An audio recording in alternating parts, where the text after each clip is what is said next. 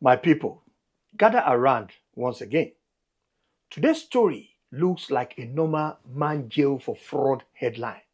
But if you look deeper, it's a mirror. It's a mirror of how far some people are willing to go to wear the I made it abroad label, even if that label is soaked in lies. Today, we're talking about Messi Ojedeji, a 26-year-old Nigerian man who got admission into a PhD program in the United States, not to study, not to do research, not to chase knowledge, but to build a highway for scammers in America, also back home in Nigeria. And now, that road has ended up in 41 months in a US prison, the risk of deportation, and the name tied to over $1 million in scam money is also there. Let's break it down how it all happened, why it all happened, who got hurt, and what this means for Nigerians at home and abroad, and for other Nigerians who are willing to travel to Obodoyibo as well. Because this is not just about one man. This is about education. This is about deportation, greed, and the global reputation of Nigerians worldwide. Please stay with me to unfold this gist. On paper, this story starts like a success story. This is a young Nigerian man who is 26-year old, got admission into the chemistry PhD program at the University of Missouri in the United States. Not just that, the package now comes with tuition waiver and even stipend. They will pay him chachere money. To many families back home in Nigeria, this is the dream. My son is doing PhD in America. My brother is a researcher in the United States, fully funded. We're not paying cover. But do you know that behind this shining story, there was a thick web of lies? According to the US Department of Justice, Messi forged academic transcripts. Messi even forged letter of recommendation. Messi forged his resume as well. And even fake English proficiency report just to secure that admission and for him to become a student in America and for him to get student visa. In simple terms, the key that opens the door was not even his intelligence, it was forgery. Do you know that university abroad, especially in the United States, often trust documents you submitted? They assume that if you say you attended this school you attended though, and you even had this grade, you wrote this exam, that you're telling them the truth. They don't need to check you, they don't need to bail or eh? But this our brother used that trust as a weapon. Now, you will think, okay, he liked to enter the university, but maybe he will even now show up and study that degree, the one he signed for. No, not at all. According to the court documents, once he landed BOA like this in the United States for the fall 2023 semester, our brother Messi did not attend classes. He did not even join the research group. He did not take any exam at all and did not even show up for his graduate assistant job. This our brother had a mission in America, not to come and study, but to come and do something else, which I will just see before the end of this show today. While other students were attending lectures, while other students were writing lab results, while other students were even trying to balance research and life, this our brother was absent, bam, disappeared like that from classes.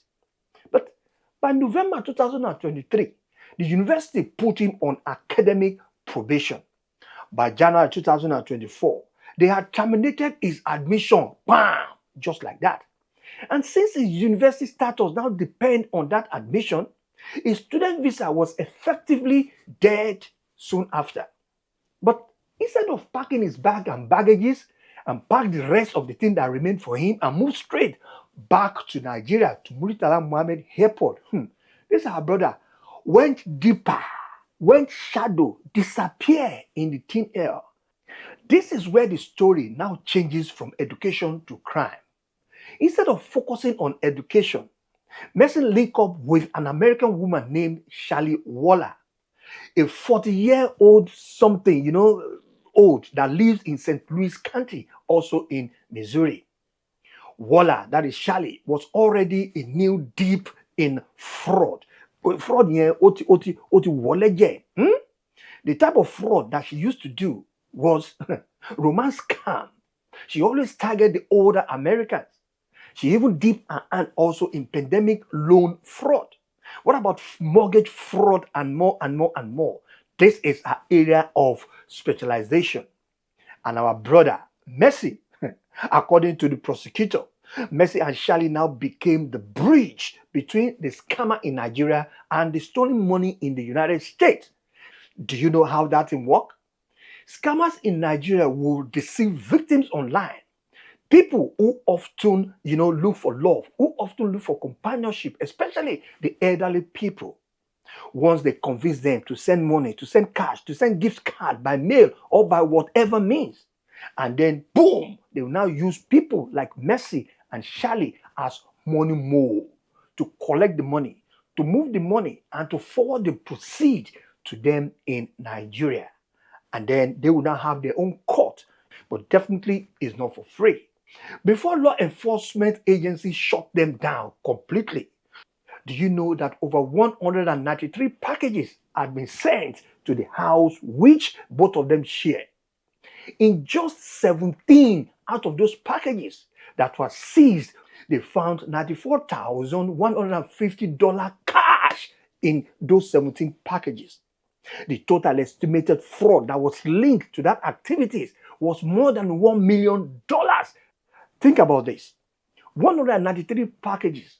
Each one of them, let's say it represents somebody's savings, somebody's rent, somebody's medicine, somebody's pension, and somebody's will, hoping to give to the child or even to the grandchild.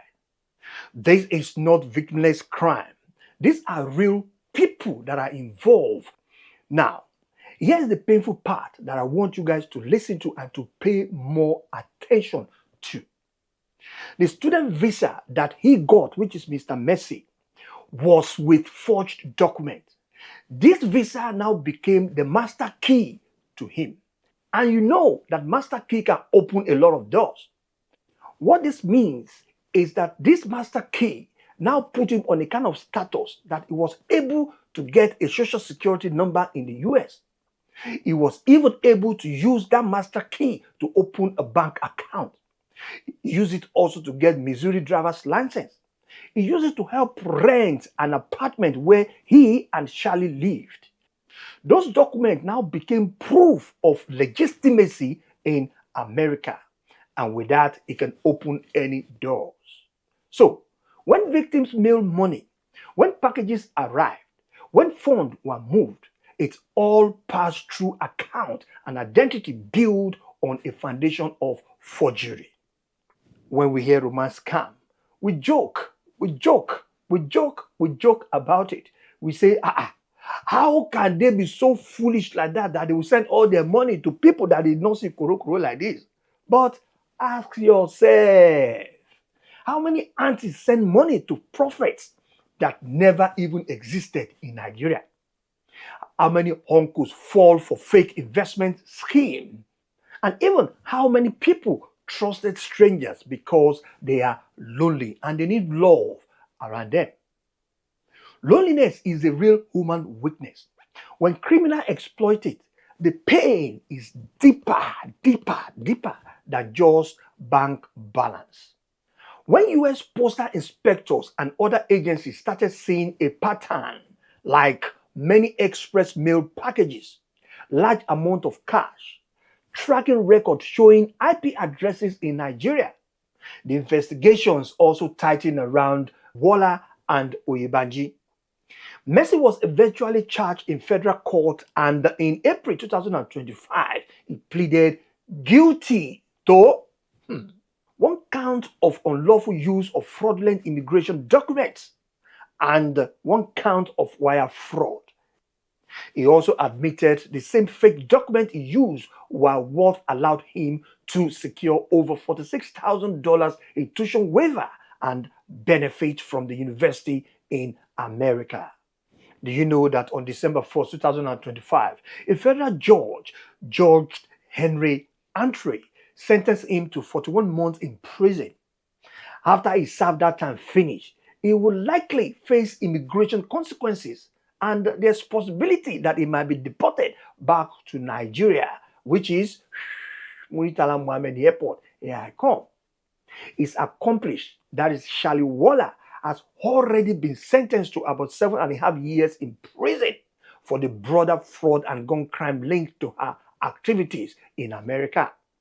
So, what started as a fake PhD dream ended up as a criminal record, a prison sentence, a broken reputation, and a story now linked with hurting vulnerable people. If you're planning to study abroad, please do it clean. If you're already abroad, guide your name. If someone is trying to recruit you into package movement or money transfer side also, remember that Messi is going for 41 months now. And remember those widows, those lonely people, those people who need love, that they lost everything. Because it can be your mother, it can be your grandparent, it can even be your Oma or your father. Please. Quick money end fast, but consequences last long. What do you think about this case? Do you feel sympathy for him or only the victim? Do you think pressure from back home is part of the problem? Have you ever been approached to just use your account for something that looks suspicious? Tell me in the comment. Let's talk honestly as a community. And please, if you want more real stories like this, not to shame our people, but to wake us up, make sure you subscribe, turn on the notification bell, and share this video with any young person dreaming to make it abroad. Till I see you in the next video, please subscribe.